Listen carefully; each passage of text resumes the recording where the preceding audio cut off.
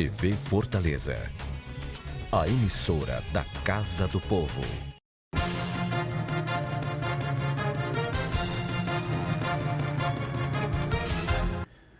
Olá! Políticas públicas são a soma das atividades dos governos que agem diretamente ou através de delegação e que influenciam a vida dos cidadãos. De uma forma ainda mais abrangente, pode-se considerar as políticas públicas como o que o governo escolher fazer ou não fazer. Vargas Velasquez, cientista político colombiano, define o termo como conjunto de sucessivas iniciativas, decisões e ações do regime político frente a situações socialmente problemáticas e que buscam a resolução destas situações ou pelo menos trazê-las a níveis manejáveis. A política pública é concebida como um conjunto de ações desencadeadas pelo Estado, no caso brasileiro, nas escalas federal, estadual e municipal, com vistas ao atendimento a determinados setores da sociedade civil. Elas podem ser desenvolvidas em parcerias com organizações não governamentais, como se verifica, mais recentemente com a iniciativa privada também, por meio das PPPs, por exemplo, que são as parcerias público-privadas. Defendem e dependem do envolvimento do governo, da percepção de um problema, da definição de um objetivo e da configuração de um processo de ação. No sentido de abordar, de abranger, né, e de garantir políticas públicas que atendam à necessidade humana no município de Fortaleza, no estado do Ceará e no país, a CNBB, a Conferência Nacional dos Bispos do Brasil, lançou a campanha da fraternidade que trata sobre fraternidade e políticas públicas. E na quarta-feira, 6 de março, à noite, na Catedral Metropolitana, foi aberta a missa que foi presidida pelo arcebispo de Fortaleza, Dom José Antônio Tosi, que trata, já foi ali lançado a reflexão, né, e as ações de envolvimento da sociedade em torno da campanha da fraternidade, que trata da fraternidade e políticas públicas. E neste tema, nós vamos agora nos ater sobre ele, com a participação aqui no programa Pela Ordem do vereador Jorge Pinheiro, do DC. O vereador nos dá a honra da sua presença e vai falar sobre a campanha da fraternidade, esta motivação, este estímulo importante, também com atitudes que a Igreja Católica dá à sociedade, aos governos, para raciocinar, refletir sobre políticas públicas que atendam à sociedade. Olá, vereador Jorge Pinheiro, tudo bem? Olá, meu amigo Paulo, olá a todos os nossos espectadores da TV Fortaleza, sempre uma grande alegria estar aqui e de maneira especial no programa Pela Ordem. É a primeira vez que eu estou tendo essa participação aqui no programa, desde já agradeço o convite, principalmente para falar de um tema que é tão, para mim, importante e salutar para a nossa sociedade. Então, um imenso prazer estar aqui com você hoje para falarmos sobre a campanha da fraternidade. Vereador, inicialmente do ponto de vista da atuação da igreja. A atuação da igreja é importante no fortalecimento da fé, da organização dos católicos em torno das atividades da igreja, em torno das atividades religiosas, como disse, do fortalecimento da fé e de outras atividades que demandam a partir da atividade central da igreja, que passa pelas comunidades católicas, pelos movimentos católicos, as pastorais, enfim, faz então um envolvimento da sociedade em torno de princípios importantes, comuns, né, para o bem da sociedade, das pessoas. A igreja acerta em trazer fraternidade e políticas públicas na campanha da Fraternidade 2019, né? Exatamente. Primeiramente, a gente precisa só entender que, através da campanha da fraternidade, através de diversos posicionamentos que a igreja tem, ela não pretende ensinar como governar, nem pretende dizer como governar e nem pretende governar.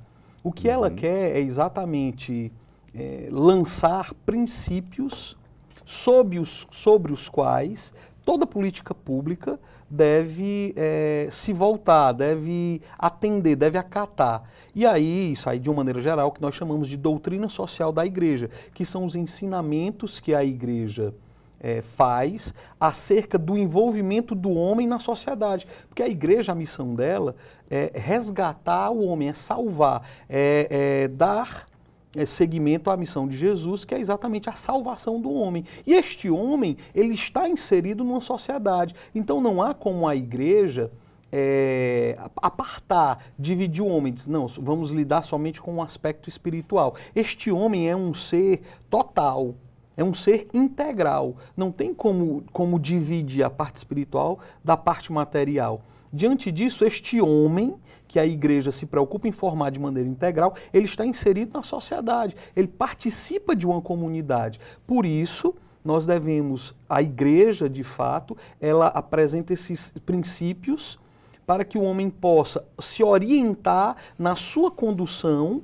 dentro da sociedade. E daí ela vai elencar diversos princípios dentro da doutrina social da igreja, vai ter posicionamentos muito claros, os quais, como nós sabemos, hoje a maioria do povo brasileiro, cearense, fortalezense, é cristão, é católico, e diante disso, diante desses ensinamentos, a igreja pretende dizer como os homens, eles devem de maneira ética se posicionar frente aos problemas de cada sociedade, os problemas culturais, o problema de cada povo.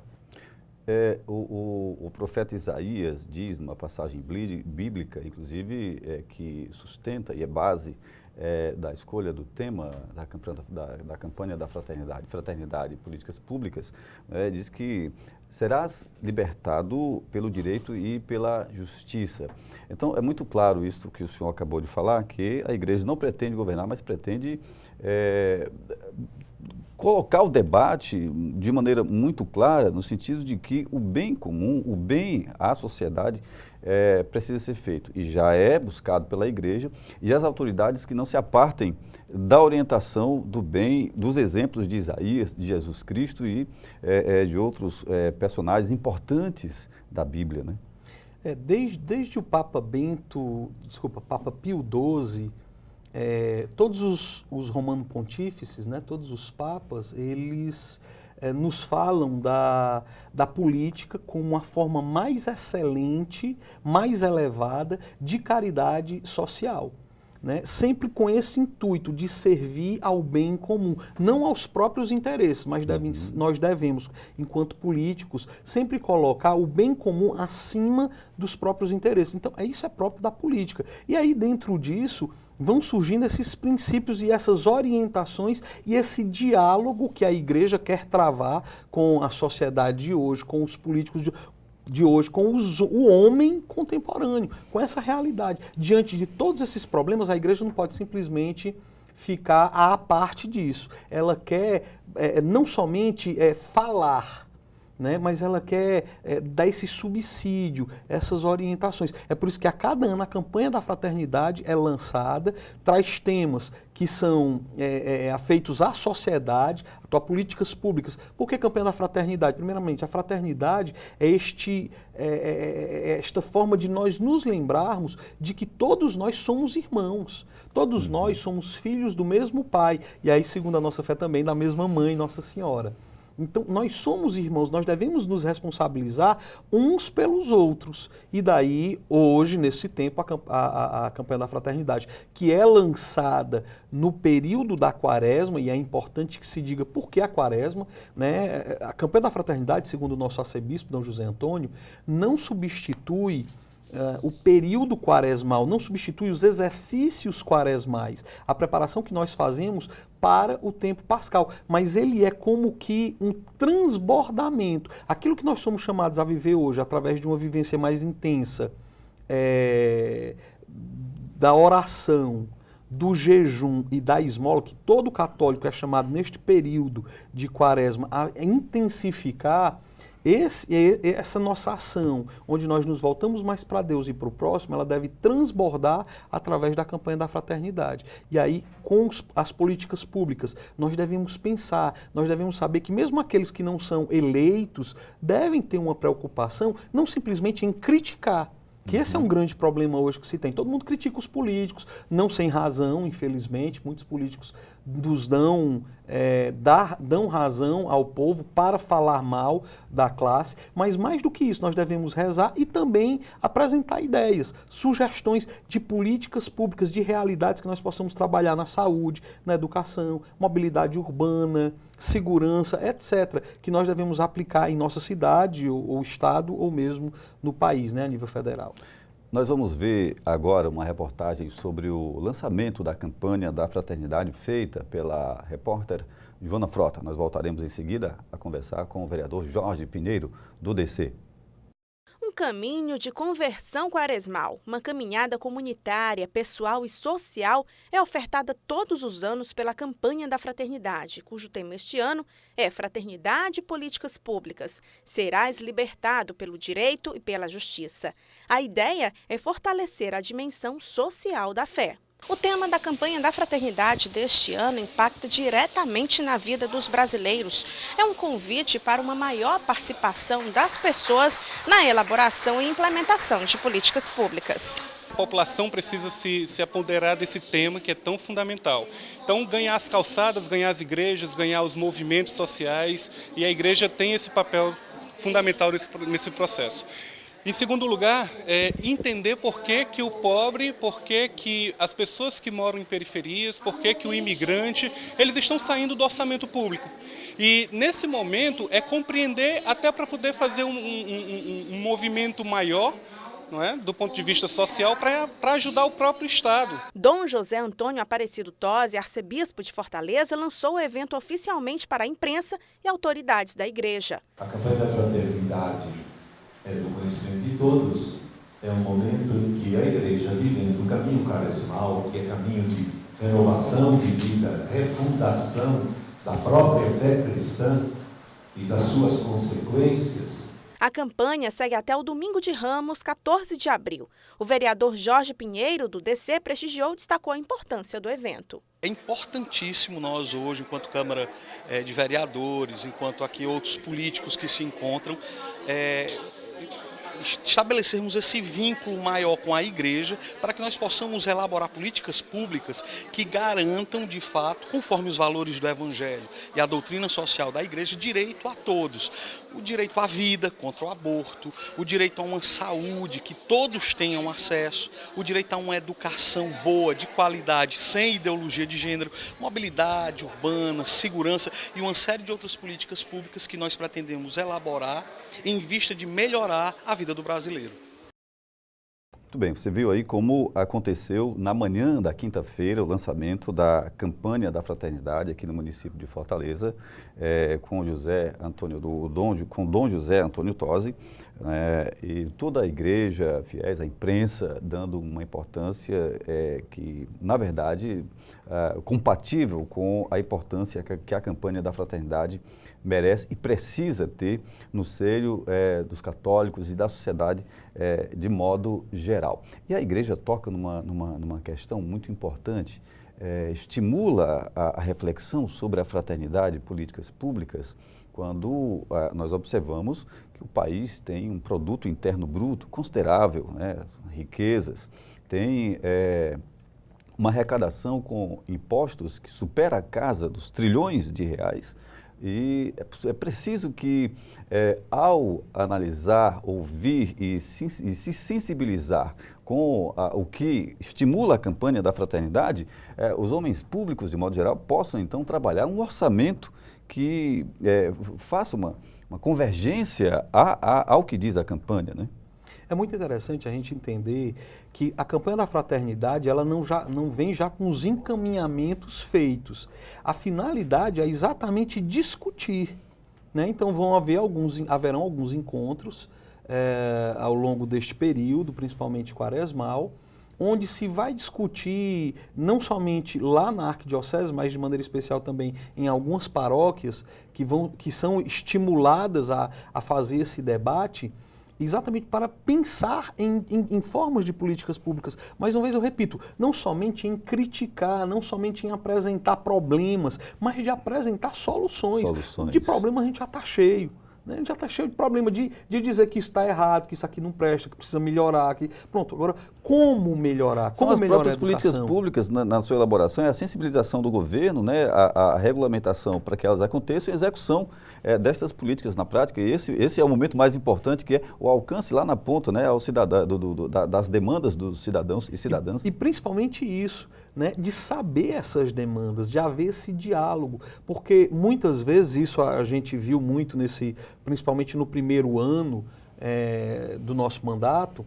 Eu pude acompanhar diversas ações da prefeitura onde eram elaboradas políticas a partir dos técnicos. Uhum. Pessoas técnicas que sabiam como fazer, sabiam como aprimorar isso, mas faltava muitas vezes o ouvir o cidadão, de saber o que é que eles querem, onde querem. Muitas vezes se fazia um estudo e dizia, o melhor local para se ter uma areninha ou uma escola é aqui. Mas quando ia lá a população dizia, não, aí não, por causa disso e daquilo, aquilo outro, é melhor ali. E aí isso foi uma importante tarefa realizada durante aquele programa Prefeitura e Câmara nos Bairros, Sim. onde rodamos as regionais, onde rodamos a cidade de Fortaleza, colhendo essas informações. Eu coordenava principalmente a comissão que tratava da educação. Então nós ouvíamos as demandas da população, aquilo que elas queriam, aquilo que eles precisavam,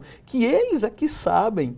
Eles é que sabem o que precisam. Muitas vezes nós temos de fato a técnica de saber como realizar, mas às vezes a gente precisa saber o que realizar, onde realizar, que é próprio da quem está na ponta, né? Pois é, e como isso acontecia, né? A Câmara e a Prefeitura ia aos bairros de Fortaleza, um auditório de uma escola, por exemplo, foram os espaços mais utilizados, de cucas, né? de alguns cucas, e ficavam superlotados, ia a população debatendo com a Câmara, com a Prefeitura, e ficavam outros departamentos montados com os vereadores, com técnicos da Prefeitura, ouvindo as demandas, recebendo as solicitações, os pedidos, as críticas, os elogios também, e daí, como o senhor acabou de falar, só reforçando aqui, para que o telespectador e a telespectadora que acompanham o programa Pela Ordem tenham uma noção do que o vereador está falando, que exatamente era essa abertura da Prefeitura e da Câmara Municipal, dos mandatos dos vereadores, para ouvirem a população, porque senão a política pública não acontece.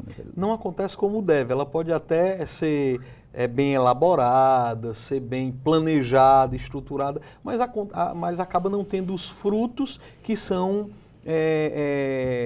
os melhores possíveis, né?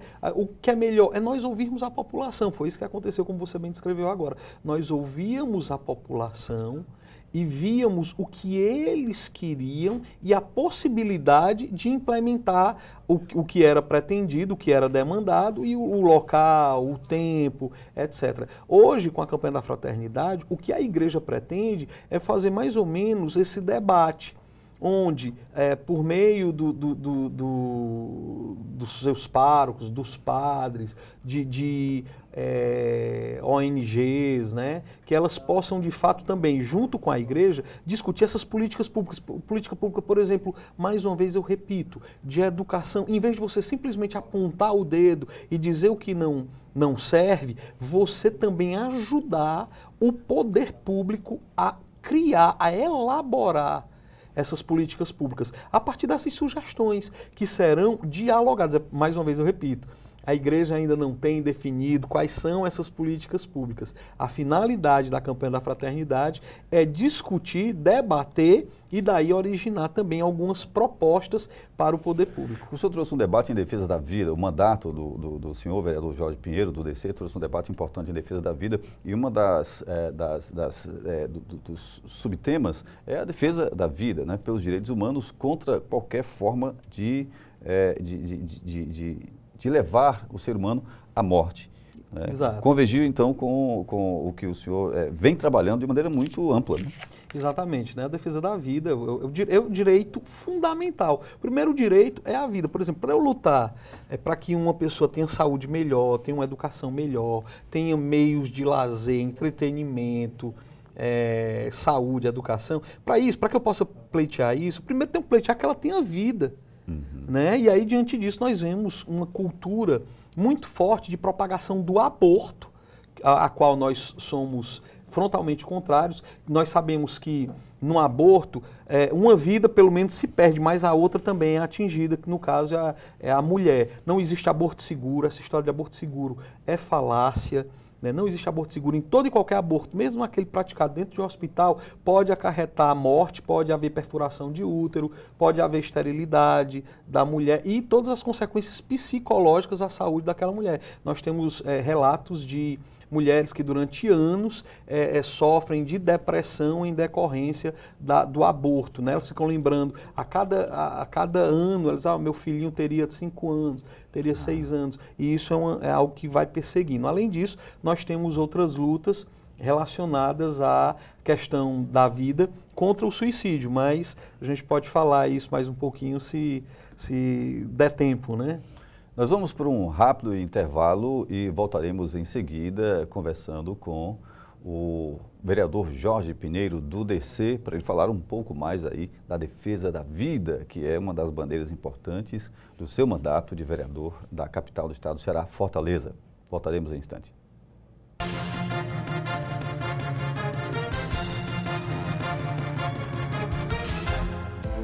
A Prefeitura investe no transporte público para melhorar a vida das famílias em Fortaleza. Criou o Bilhetinho, passagem gratuita para crianças de até 7 anos. A Prefeitura amplia a frota de ônibus com ar-condicionado. Bicicletar com bicicletas mais adequadas para as mulheres. E mais ciclofaixas facilitando a mobilidade em Fortaleza. Prefeitura e você, uma Fortaleza melhor é a gente que faz. A Prefeitura trabalha para uma vida com mais saúde em Fortaleza. Inaugurou a Coordenadoria de Assistência Farmacêutica, implantou os monitores dos postos de saúde, fortalece o programa Cresça com seu Filho e o Centro Dia da Pessoa Idosa da Prefeitura. Atendimento e mais prevenção é saúde.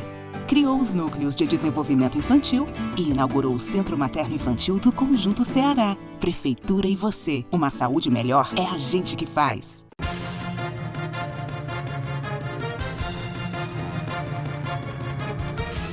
Uma parceria da Secretaria Municipal de Educação com a Faculdade Católica de Fortaleza, a partir do estímulo do mandato do vereador Jorge Pinheiro, que propõe o programa Educar para o Sentido, pretende fortalecer as políticas públicas de proteção à vida, de prevenção contra o suicídio. O vereador Jorge Pinheiro vai falar um pouco mais sobre o Educar para o Sentido, que é verdadeiramente uma preocupação para com o ser humano e uma preservação da vida necessária na sociedade, na qual nós estamos muito corrida, muito apressada, com uma necessidade imensa de realizar metas, não é, no trabalho, nas redes sociais, enfim, a gente é levado a muitas vezes esquecer de temas, de ações, de palavras, de atitudes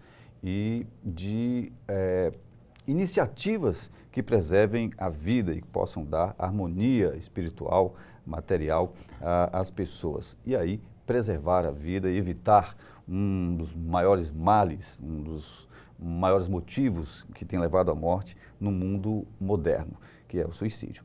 Educar para o sentido, vereador Jorge Pinheiro. Exatamente, dentro desse caminho de políticas públicas que possam, de fato, atender um problema da sociedade e combater, que é o caso, atualmente, nós estamos vivendo. Se o suicídio fosse catalogado como doença, nós estaríamos vivendo uma epidemia. Isso quem diz não sou eu, é o pessoal do Centro de Valorização da Vida, o pessoal do Pra Vida, que é do UFC, o Dr. Fábio Gomes, que nós estamos vivendo essa verdadeira epidemia, né? Os números muitas vezes não são revelados, né? Mas aqui em Fortaleza são em torno de 200, vai acontecer em torno de 200, em alguns locais aqui do Brasil é a segunda causa de morte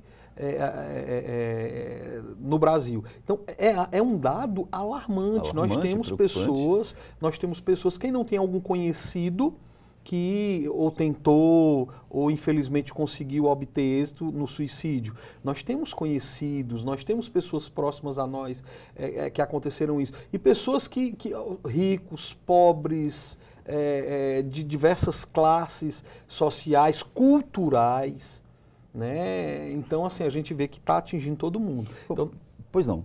Então, nós precisamos pensar em como combater isso. E como será o programa Educar para o Sentido, em parceria da Secretaria Municipal de Educação com a Faculdade Católica? Nós realizamos aqui na Câmara de Fortaleza, no ano passado, uma audiência pública para tratar sobre o suicídio e utilizar a logoterapia do combate a isso. Que a logoterapia é uma escola de psiquiatria fundada pelo médico psiquiatra Viktor Frankl, austríaco, que passou por campos de concentração e vendo a questão do vazio existencial das pessoas, a falta de sentido de vida, que as pessoas aquelas pessoas que estavam presas nos campos de extermínio, acabavam retirando a vida. Ele mesmo que antes disso, na sua adolescência, ele já tinha experimentado de um certo vazio existencial, de uma falta de sentido de vida, que poderia evoluir para o final trágico, que é o suicídio. Então ele percebeu que aquelas pessoas que tinham sentido de vida conseguiam resistir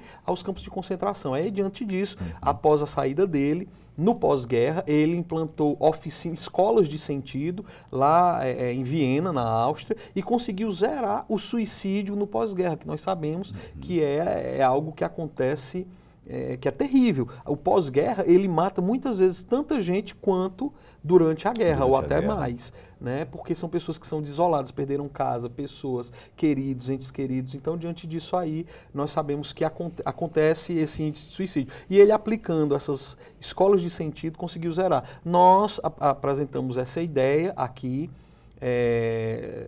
com logoterapeutas, doutora Lisier Araújo Rocha, doutora Daniele Cajazeira, doutor Rafael Rebouças, padre Francileudo, que hoje é o reitor da Faculdade Católica de Fortaleza, e aí nós começamos a trabalhar e foi elaborado um programa. Esse programa, ele tem 2 eixos, ele vai atingir os profissionais de educação, onde eles terão, por meio desse convênio com a Faculdade Católica de Fortaleza, cursos de extensão de 40 horas para trabalhar essa questão do vazio existencial dentro de si e também para identificar os alunos que passam por esta questão de ideação do suicídio e de automutilação, para poder indicar o tratamento, e diretamente nas próprias escolas haverá oficinas de sentido, que são aí, está sendo dentro desse programa, em torno de 9 ou 10 encontros, onde eles vão trabalhar essa realidade do vazio existencial e do sentido da vida, do dar sentido ao sofrimento, de dar sentido à sua realidade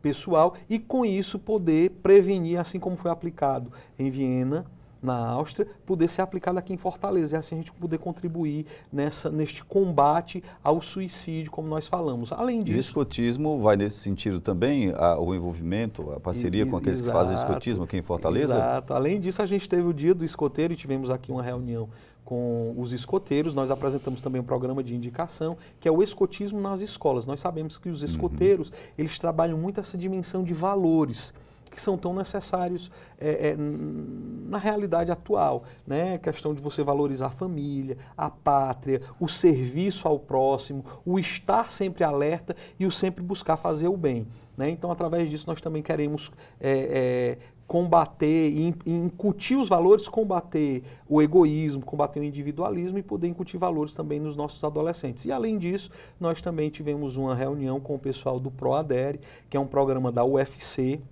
da Universidade Federal do Ceará, que trata de pessoas com depressão refratária, que é aquela depressão que, apesar de você ter o tratamento psiquiátrico, você ter o tratamento medicamentoso, elas resistem. Ela é uma depressão resistente. Então, nós queremos fazer uma audiência pública, já solicitamos, com o pessoal do ProAdere e do Pravida também, que é da UFC, com o Dr. Fábio Gomes, com a doutora Emanuela, para poder discutirmos já um outro programa para tratar também, prevenir a depressão na adolescência e ali na infância. Exatamente porque também é outro meio... Depressão é um estágio que antecipa...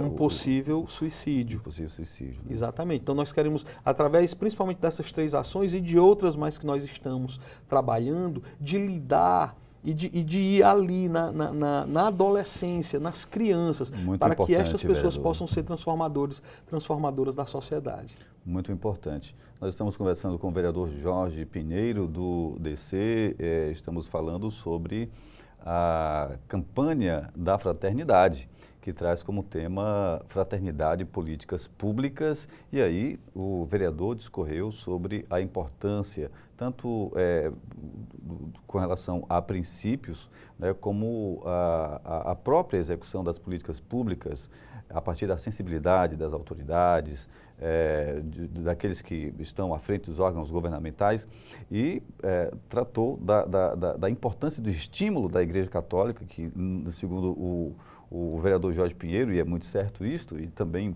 com certeza, é o intuito da ideia, não é, que passa a Igreja Católica. Ela não quer governar, ela quer orientar, pelo menos estimular um bom debate sobre a fraternidade e as políticas públicas. O vereador Jorge Pinheiro também falou, além destas pilastras basilares, nessas bases importantes da campanha da fraternidade, falou sobre políticas públicas, né, bandeiras importantes de seu mandato parlamentar como vereador de Fortaleza. Vereador Jorge Pinheiro, obrigado pela importante participação do senhor aqui no programa Pela Ordem.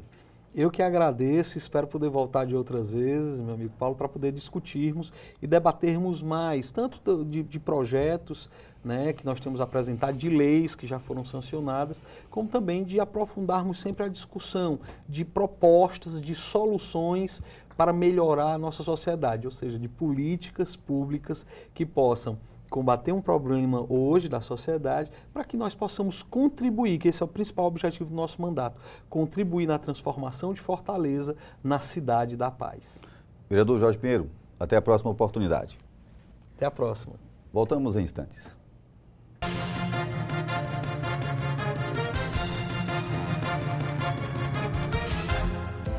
A Prefeitura investe no transporte público para melhorar a vida das famílias em Fortaleza. Criou o Bilhetinho, passagem gratuita para crianças de até 7 anos. A Prefeitura amplia a frota de ônibus com ar-condicionado. Bicicletar com bicicletas mais adequadas para as mulheres. E mais ciclofaixas facilitando a mobilidade em Fortaleza. Prefeitura e você, uma Fortaleza melhor é a gente que faz. A Prefeitura trabalha para uma vida com mais saúde em Fortaleza. Inaugurou a Coordenadoria de Assistência Farmacêutica, implantou os monitores dos postos de saúde, fortalece o programa Cresça com seu Filho e o Centro Dia da Pessoa Idosa da Prefeitura.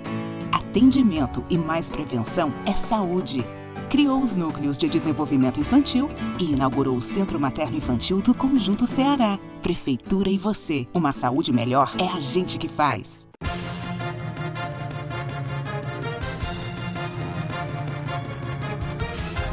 O consultor político Luiz Cláudio Ferreira Barbosa agora vai fazer análises de situações, fatos, né, circunstâncias e contextos da política, do poder, da economia, os principais fatos da semana aqui no nosso país. Mas, inicialmente, eu gostaria de saber do Luiz Cláudio Ferreira Barbosa sobre a campanha da fraternidade, a CNBB, que escolheu um tema em voga, pujante, importante, que foi fraternidade e políticas públicas. Você que estudou a fundo sobre políticas públicas, o que acha deste estímulo, né, para não dizer esse chamado, né, da Igreja Católica à sociedade e aos governos? Eu acredito que, em função dessa onda conservadora e de um processo de uma reforma da Previdência, entre outras que virão nos próximos 4 anos, a Igreja está se posicionando. Ela quer ser um ator político. E o mais interessante ela de alguma maneira quer interferir nesses debates. E ela notou que precisa se reagrupar como força política. Porque você tem uma bancada de católicos mais dispersa, diferente dos evangélicos que quase sempre se irmanam em pontos comuns.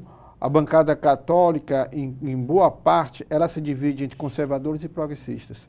E alguns deles estão em partidos de esquerdas que são de oposição ao governo de Jair Messias Bolsonaro. E uma outra parte estão em partidos que apoiam o governo Jair Messias Bolsonaro. Até nisso, é preciso notar que o papel da CNBB é um papel de equilíbrio. Um ponto é certo, ela vai tentar influir, principalmente como grupo de pressão, junto aos parlamentares linkado a ela. Às vezes um cara é um médico, mas é ligado ao movimento carismático da sua região. Então, automaticamente, ele sofre essa pressão. Não tenho dúvida. Se você colocar na balança, boa parte dos parlamentares dito dos setores progressistas, uma parte do eleitorado dele vem da Igreja Católica, das suas alas mais benevolente em relação à luta sociais. E outros parlamentares católicos também têm voto da Igreja Católica das alas mais conservadoras. Então, é um dado importante que eu acredito que será primordial. Agora, Paulo, você tem Twitter? Eu não uso tanto, mas uso, né? E eu pude, inclusive, já complementando a minha resposta, acessei uma postagem, uma tweetada do presidente da República, Jair Messias Bolsonaro, aquela tweetada hiperpolêmica, né? Porque assuntos de carnaval foram a Mangueira vencendo na Marquês de Sapucaí, com um tema muito interessante, inclusive Marielle polêmico, Prezin, né? Foi lá colocado de maneira muito expressiva e tornou-se aí mais um ponto de debate, né? De acirramento das visões políticas no país. Aqui em Fortaleza, Unidos do Acaracuzinho, dando aí destaque ao ex-vereador Nacílio Andrade, né, falecido, de saudosa memória. Ex-presidente da casa. Ex-presidente da casa. E a tuitada do presidente Jair Bolsonaro, aí para complementar a pergunta que você acabou de me fazer, e eu devolvo como uma pergunta: o que você achou, qual a repercussão e que impacto tem na imagem do presidente e na sua capacidade de decidir, de influir, né, nas decisões do país? Eu acho que o presidente da República, Jair Messias Bolsonaro, às vezes ainda confunde o deputado Jair Messias Bolsonaro, o candidato presidenciável, com o presidente eleito que está agora no mandato. Mistura campanha com o governo. Mistura. Em alguns aspectos, o debate no campo privado e o debate no campo público, para ele, não existe uma linha tênue. Vou dar um exemplo. Você tem dentro da própria organograma do governo dele, do gabinete dele, uma equipe só de comunicação. Mas, no entanto, esse Twitter foi feito por ele, coordenado pelo filho dele, Carlos Bolsonaro. O que aconteceu? Quando ele fez o Twitter, tentando passar uma crítica sobre determinados tipos de foliões, isso para o deputado federal e candidato a presidente teria um impacto previsível de aceitação dentro do público dele. Só que o público dele agora é mais amplo.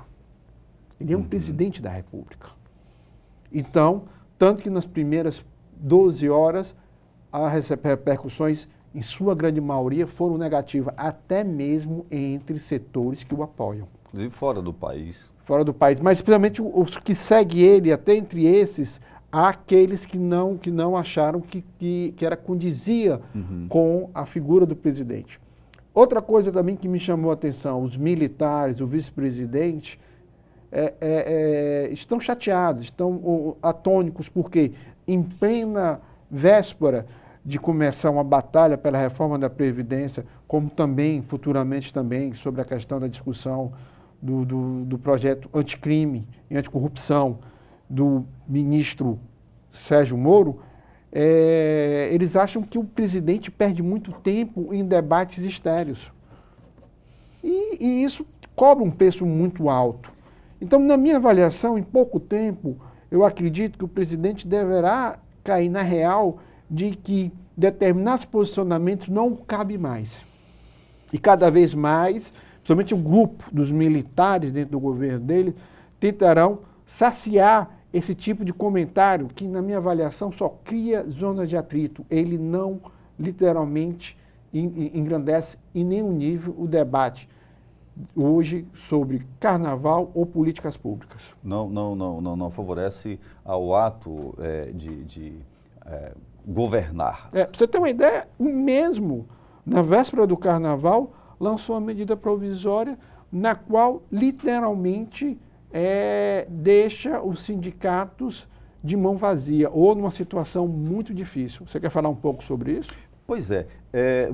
Ainda um pouco sobre o posicionamento do presidente com relação a um determinado grupo, né, que estaria fazendo determinado tipo de atitude durante o carnaval. Você elencou aí alguns, né, digamos assim, resultados, né, desta postura do presidente, que um deles pode ser o enfraquecimento na capacidade de debate do Palácio do Planalto com o próprio Congresso Nacional. Isso pode tirar um pouco da aderência, né, que o governo tem, que o fortalece no sentido de convencer o Palácio do Planalto, ou não? Desgasta apenas a figura, a pessoa do presidente da República? O que você falou no início, eu concordo plenamente. Desgasta o todo. O todo? O todo. Não desgasta só uma parcela, não. Por quê? Porque uma parte do eleitorado do Jair Messias Bolsonaro não é bolsonarista radical.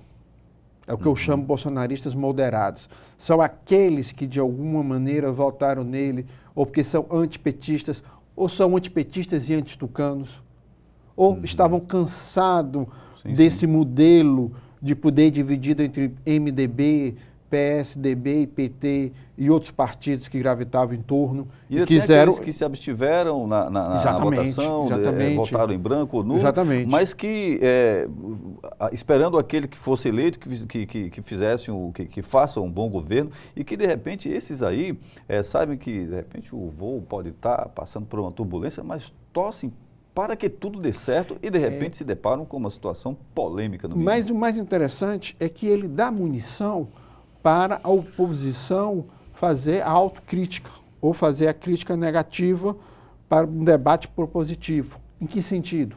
Você nota, o Ciro Gomes tenta pontuar. Ele bate, ele deixa bem claro que acha que o presidente Jair Messias Bolsonaro não está à altura do cargo. Já o Partido dos Trabalhadores, o outro polo oposicionista, tem dificuldade. Por quê? Ele está muito mais embrenhado num debate estéril sobre a continuação ou não da Gleisi Hoffmann como presidente nos próximos anos, porque vai ter uma eleição interna lá dentro, ou se passa o comando para Fernando Haddad, para esse já se tornar a principal liderança petista, já que a sua outra grande liderança hoje não consegue mais se expressar a nível nacional por questões jurídicas. O que acontece? Nós notamos que Jair Messias Bolsonaro, até nesse aspecto, está com sorte. Por quê? Se a oposição agora tivesse toda ela unida, suas várias alas, rapaz, eu vou lhe dizer uma coisa. O caso do Flávio Bolsonaro, a demissão do Bebiano, essa frase, esse vídeo mal colocado no Twitter, sem dúvida, também traria uma situação negativa muito grande que a oposição soubesse surfar, estaria muito bem obrigado nesse momento, quase que desmantelando em alguns aspectos o governo de Jair Messias Bolsonaro. Mas como a oposição não consegue se unificar, isso é um fato que já está confirmado. E outra coisa que nós falamos, a medida provisória que ele lançou, a PEC que ele lançou, na verdade, discutindo a contribuição ou anualidade do trabalhador em relação ao sindicato, pode ser uma pá de cal no movimento sindical brasileiro, né? Alguns especialistas dizem que esta medida provisória sobre a contribuição sindical, né, que agora ela não é feita compulsoriamente, né, passará a ser feita somente com uma consulta ao trabalhador e o pagamento via boleto bancário, né, o boleto lá de papel, podendo ser gerado também para o aplicativo, já que hoje é possível essa tecnologia, mas há advogados que dizem que a medida provisória seria inconstitucional. Parece que aí vai se travar um outro debate, além da medida da reforma da Previdência e de outros temas importantes para o país. Parece que se avizinha, né, um novo debate sobre o que os sindicatos vão ter que pautar, né, para poder sobreviver. Que na realidade é o seguinte, por exemplo, você participa de um sindicato, o que acontecia? Você reunia um número de pessoas, dava um quórum, dizia que era uma assembleia, assinava na ata, e os que não participaram teriam que dar contribuição. O que ele está dizendo agora? A negociação é pessoal, entre você e o sindicato, os sindicatos vão ter que fazer na qual você esforço, e um boleto. Você vai, paga no banco e o trabalhador decide se quer ou não fazer essa contribuição. Quer dizer, criou uma situação muito difícil para o sindicato. E para finalizar aqui nosso bate-papo, indiscutivelmente o deputado federal Mauro Filho vai ficar em Brasília, Paulo. Ele vai ser provavelmente cumprindo o mandato de deputado ele federal. Vai ser o corregedor, corregedor não. Ele vai ser o deputado federal, o parlamentar, que vai ser responsável pela pauta da reforma da Previdência na Câmara Federal. Parece que ele e o Rodrigo Maia já avançaram, já conversaram, e ele só está esperando o sinal verde do Partido Democrático Trabalhista, o partido do Ciro Gomes, para liberá-lo.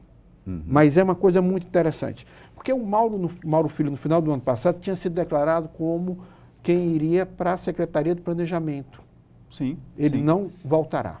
Tudo indica que ele não só continuará em Brasília, como ele já começa a tentar transformar ou criar uma nova marca política, na qual eu acredito que Mauro pleiteia 2 cargos futuramente. Um, em breve, que é como candidato a prefeito de Fortaleza, que ele tem condições de pleitear, e a outra que é mais interessante para ele, que é de governador. Que eu acho que é um dado muito importante. Mauro Filho não está lá em Brasília só para substituir o pai, Mauro Benevides, que tem quase 50 anos de vida pública, como vereador, deputado estadual, deputado federal, senador. Vice-presidente da Assembleia Constituinte de 88. Mauro Filho, na minha avaliação, vai usar a reforma da Previdência para se tornar um nome conhecido. É um conhecedor do assunto e ele vai tentar suavizar alguns pontos nefastos ou cruéis dessa reforma, principalmente o que diz sobre a aposentadoria do homem do campo. Você falou sobre este, digamos assim, não vou dizer balão de ensaio, porque é muito mais à frente. Mauro Benevides Filho já é deputado federal e já tem sido uma pessoa, uma figura política bastante consultada quando se fala em economia nacional, planejamento nacional e reforma da Previdência também. Então não é apenas um balão de ensaio, é na verdade uma estratégia, como você está muito bem elencando que estratégias são essas, e que pode resultar numa humanização da reforma da Previdência? Sem dúvida, sem dúvida. E já falo aqui com você que, Mauro Filho, a banca aqui está aberta para você vir aqui e conceder a nós uma boa entrevista na qual você vai expor quais são as suas visões, os seus pontos de vista em relação a essa reforma. Por que, Paulo, eu falo isso?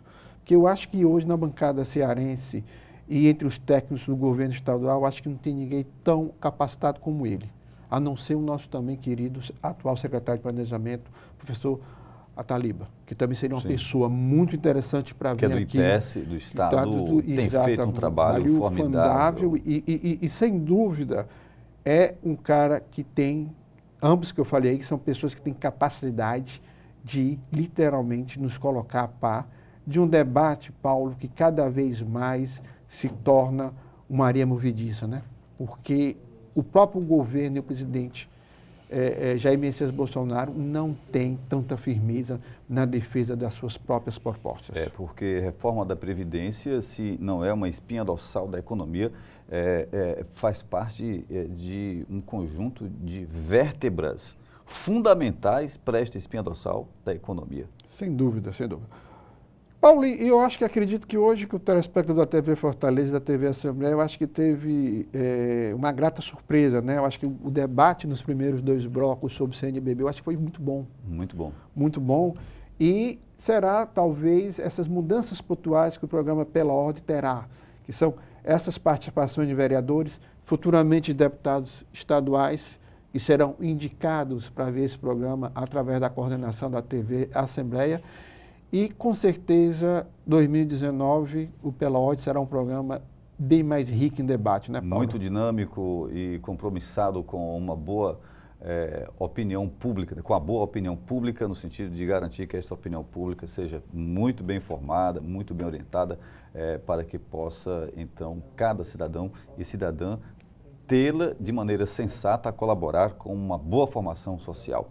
Luiz Cláudio Ferreira Barbosa, consultor político, obrigado pela participação importante aqui, condução no programa Pela Ordem. Tá, eu que agradeço, Paulo.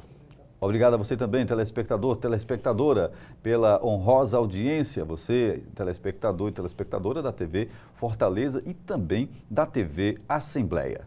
Um grande abraço e até a próxima oportunidade.